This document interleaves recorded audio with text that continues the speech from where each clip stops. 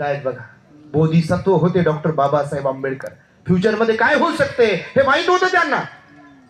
म्हणून मुझे पढ़े लिखे लोगों ने धोखा दिया एका भाषणात बोलले बाबासाहेब. सर्वांना नाही बोलले बापा, यांच्यासाठी तर तुम्ही टाळ्या वाजवा एकदा. 3 एकर जमीन विकत घेतली, त्या जमिनीमध्ये प्रोजेक्ट बनवत आहे. जे लोक समाज कार्यामध्ये, या सामाजिक परिवर्तनाच्या लढ्यामध्ये बुद्धी, वेळ आणि पैसा खर्च करत आहे, त्यांना सॅल्यूट आहे बघा.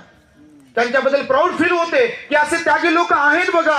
काय काय करणारे लोक आहेत, भरपूर काय काय करणारे लोक आहेत, परंतु त्यांची संख्या नगण्य आहे बघा.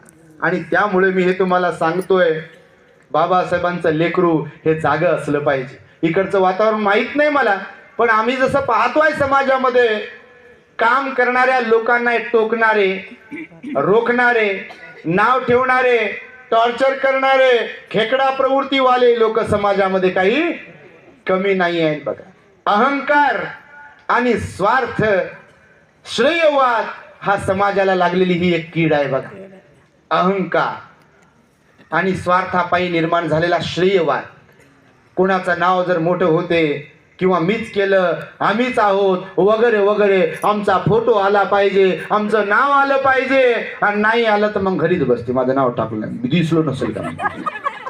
सारं काय नावासाठी जर चाललं असेल तर बापा मग काही खरं नाही. तुम्ही नाही तसे, तुम्ही लय चांगले आहे, परंतु अहंकारी लोकांची प्रवृत्ती मोठी डेंजर आहे बघा. अहो विहार बंद पाडतात हो. आम्ही पाहिलं बघा, काही काही ठिकाणी एका विहारातल्या लोकांचं दुसऱ्या विहारातल्या लोकांसोबत पटत नाही. आता कुठं कोणत्या बाजारात नेऊन विकावं यांना. आणि हे विहारात जाऊन बुद्धं शरणं गच्छामी, धम्मं शरणं गच्छामी, संघं शरणं गच्छामी म्हणते हो.